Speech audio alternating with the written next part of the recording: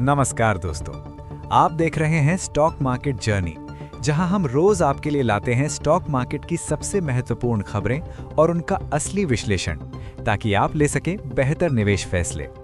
और आज की खबरें काफी बड़ी हैं, क्योंकि आज के अपडेट में शामिल हैं HDFC बैंक में बड़ा गवर्नेंस ड्रामा, कोल इंडिया की international expansion strategy, HCL tech और गूगल की AI पार्टनरशिप, एशियन पेंट्स की कीमतों में बढ़ोतरी, मारुति सुजुकी का बड़ा मैन्युफैक्चरिंग एक्सपेंशन और कई कंपनियों से जुड़े ऐसे अपडेट जो आने वाले दिनों में स्टॉक्स को हिला सकते हैं।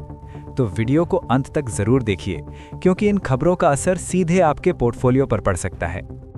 Tata Motors passenger vehicles. सबसे पहले बात करते हैं टाटा मोटर्स पैसेंजर व्हीकल्स की।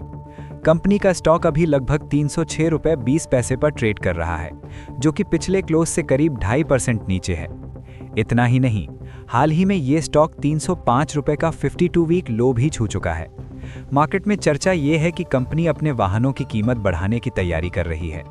अब इसका क्या असर हो सकता है? अगर कीमतें बढ़ती हैं तो कंपनी की प्रॉफिट मार्जिन्स बेहतर हो सकती हैं, लेकिन शॉर्ट टर्म में डिमांड पर थोड़ा दबाव भी आ सकता है। इसलिए आने वाले दिनों में देखना होगा कि मार्केट इसे नेगेटिव डिमांड रिस्क के रूप में देखता है या मार्जिन इंप्रूवमेंट के रूप में। Power grid corporation update. अब बात करते हैं power grid corporation of India की। कंपनी ने सेबी नियमों के तहत BSE में एक रेगुलेटरी फाइलिंग की है। इसमें बताया गया है कि कंपनी 23 मार्च 2026 को सुबह 11 बजे एनालिस्ट्स और इन्वेस्टर्स के साथ एक वेबिनार आयोजित कर रही है। ऐसी मीटिंग्स में आमतौर पर कंपनी अपने फ्यूचर प्रोजेक्ट्स बताती है, ग्रोथ गाइडेंस देती है और एनालिस्ट क्वेश्चंस का जवाब देती है। इसलिए पावर ग्रिड के निवेशकों के लिए ये इवेंट काफी महत्वपूर्ण हो सकता है। Larsen and Toubro strategic move. अब एक दिलचस्प खबर आती है लार्सन एंड टूब्रो से। रिपोर्ट्स के अनुसार कंपनी चाइनीज कंपनियों के साथ स्ट्रेटेजिक कोलैबोरेशन की संभावनाएं तलाश रही है। उद्देश्य क्या है? मैन्युफैक्चरिंग कॉस्ट कम करना, ग्लोबल कंपेटिटिवनेस बढ़ाना और हाईटेक मैन्युफैक्चरिंग एक्सपोर्ट्स बढ़ाना। ये सहयोग खास तौर पर इन क्षेत्रों में हो सकता है: solar equipment, capital goods, electronics manufacturing. इतना ही नहीं, L&T का सेमीकंडक्टर डिवीजन LTSCT FY27 तक चाइनीज मार्केट में प्रवेश करने की योजना बना रहा है। अगर ये रणनीति सफल होती है तो L&T के लिए ये एक नया हाईटेक ग्रोथ इंजन बन सकता है। HCL tech AI partnership. अब बात करते हैं HCL टेक की। मार्केट में कमजोरी के बावजूद ये स्टॉक करीब 1.7% ऊपर ट्रेड कर रहा है। वजह है एक बड़ी AI पार्टनरशिप।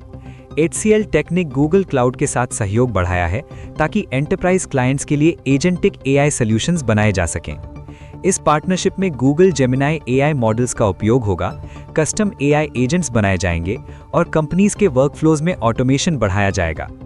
कंपनी का लक्ष्य है 2000 से ज्यादा AI ड्रिवन कस्टमर एंगेजमेंट्स को सपोर्ट करना। अगर AI अडॉप्शन इसी तरह बढ़ता रहा तो HCL टेक के लिए ये लंबी अवधि का बड़ा रेवेन्यू ड्राइवर बन सकता है। दोस्तों, यहाँ मैं आपसे एक छोटी सी बात दिल से कहना चाहता हूँ। आप जो ये वीडियो देख रहे हैं, इसके पीछे सिर्फ 10 मिनट की रिकॉर्डिंग नहीं होती। इसके पीछे होता है कई घंटों की रिसर्च। कभी कभी मैं रात देर तक बैठकर BSE फाइलिंग्स पढ़ता हूँ, एनालिस्ट रिपोर्ट्स देखता हूँ और अलग अलग सोर्सेज से खबरों को वेरीफाई करता हूँ, ताकि आपको मिले सिर्फ सही और भरोसेमंद जानकारी। लेकिन सच बताऊं, YouTube एनालिटिक्स दिखाता है कि जो लोग वीडियो देखते हैं, उनमें से ज्यादातर लोग चैनल को सब्सक्राइब ही नहीं करते। और कभी कभी ऐसा लगता है कि इतनी मेहनत के बाद भी अगर सपोर्ट नहीं मिलता तो मोटिवेशन थोड़ा कम हो जाता है। इसलिए अगर आपको सच में लगता है कि ये चैनल आपको स्टॉक मार्केट समझने में मदद कर रहा है, तो बस एक छोटा सा काम कर दीजिए, सब्सक्राइब बटन दबा दीजिए। ये आपके लिए सिर्फ 1 सेकंड का काम है, लेकिन मेरे लिए ये बहुत बड़ा मोटिवेशन है। और साथ में वीडियो को लाइक कर दीजिए, कमेंट में बताइए आपका फेवरेट स्टॉक कौन सा है और इस वीडियो को अपने दोस्तों के साथ शेयर कीजिए। आपका ये छोटा सा सपोर्ट ही स्टॉक मार्केट जर्नी को आगे बढ़ाता है। अब चलते हैं आज की बाकी बड़ी खबरों की तरफ। कोल इंडिया ग्लोबल एक्सपेंशन। अब बात करते हैं कोल इंडिया की। कंपनी ने सिंगापुर में एक नई होल्डिंग कंपनी स्थापित की है। इसका उद्देश्य है इंटरनेशनल एक्सपेंशन, ओवरसीज एक्विजिशंस और एनर्जी सेक्टर डाइवर्सिफिकेशन। कंपनी के बड़े लक्ष्य भी सामने आए हैं। FY26 तक 800 मिलियन टन्स कोल प्रोडक्शन और FY30 तक 1 बिलियन टन्स प्रोडक्शन। साथ ही company solar power, coal gasification और क्रिटिकल मिनरल्स जैसे ग्राफाइट और वनेडियम में भी निवेश कर रही है। ये कदम कोल इंडिया को एक ग्लोबल एनर्जी कंपनी में बदलने की दिशा में बड़ा कदम हो सकता है। HDFC bank governance crisis. अब आज की सबसे बड़ी और सबसे चर्चित खबर, HDFC बैंक। पिछले कुछ दिनों में बैंक में कई बड़े घटनाक्रम हुए हैं। सबसे पहले बैंक ने 3 वरिष्ठ अधिकारियों को हटाया जो एलिजिडली क्रेडिट स्विस 81 बॉन्ड्स की मिस सेलिंग से जुड़े थे। बताया गया कि कुछ ग्राहकों को इन हाई रिस्क बॉन्ड्स को फिक्स्ड रिटर्न प्रोडक्ट्स की तरह बेच दिया गया। इसके बाद घटनाएं और गंभीर हो गईं। बैंक के पार्ट टाइम चेयरमैन अतानु चक्रवर्ती ने अचानक इस्तीफा दे दिया। उन्होंने अपने पत्र में लिखा कि कुछ प्रथाएं उनके व्यक्तिगत नैतिक मूल्यों के अनुरूप नहीं थीं। इस खबर के बाद HDFC बैंक का स्टॉक गिर गया और लगभग 1 लाख करोड़ रुपए मार्केट कैप वाइप आउट हो दिया।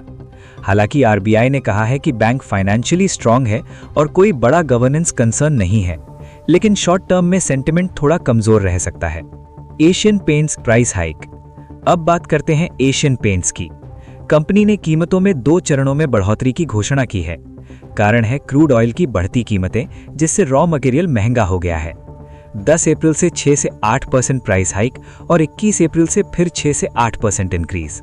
और सिर्फ एशियन पेंट्स ही नहीं, बर्गर पेंट्स और कांसाई नेरोलैक भी कीमतें बढ़ा रहे हैं। अगर डिमांड मजबूत रहती है तो ये कंपनियों के प्रॉफिट मार्जिन्स को प्रोटेक्ट करने में मदद करेगा। Maruti Suzuki expansion. अब खबर आती है मारुति सुजुकी से। कंपनी ने गुजरात में एक बड़े मैन्युफैक्चरिंग एक्सपेंशन के लिए जमीन खरीदने की मंजूरी दी है। इस प्रोजेक्ट की शुरुआती लागत लगभग 4,960 करोड़ रुपए होगी। इससे हर साल 10 लाख अतिरिक्त वाहनों की उत्पादन क्षमता जुड़ेगी। ये कदम दिखाता है कि मारुति सुजुकी भारत और एक्सपोर्ट मार्केट दोनों में डिमांड बढ़ने की उम्मीद कर रही है। Doctor Reddy's strong results. अब बात करते हैं डॉक्टर रेड्डीज लेबोरेटरीज की। कंपनी के Q4 FY25 रिजल्ट्स काफी मजबूत रहे। मुख्य आंकड़े, net profit 1594 crore, 22% growth, revenue लगभग 8,500 करोड़, एबिटबा मार्जिन 29% और कंपनी ने 8 रुपए पर शेयर डिविडेंड भी घोषित किया है। ये दिखाता है कि डॉक्टर रेड्डीज अभी भी फार्मा सेक्टर में मजबूत ग्रोथ ट्रेजेक्ट्री पर है। तो दोस्तों, आज की बड़ी खबरों का सार, HDFC bank governance controversy, Coal India international expansion, HCL tech AI पार्टनरशिप, Maruti Suzuki capacity expansion, Asian Paints price hike, doctor Reddy's strong earnings. इन खबरों का असर आने वाले दिनों में कई स्टॉक्स की दिशा तय कर सकता है। इसलिए हमेशा की तरह खबरों को समझिए, विश्लेषण कीजिए और फिर निवेश का निर्णय लीजिए। अगर वीडियो उपयोगी लगा तो लाइक कीजिए, कमेंट में बताइए आपका फेवरेट स्टॉक कौन सा है और चैनल को सब्सक्राइब करना बिल्कुल मत भूलिए, क्योंकि यहाँ हम रोज लाते हैं स्टॉक मार्केट की सबसे महत्वपूर्ण खबरें और उनका असली विश्लेषण। This is stock market journey, your journey to financial freedom.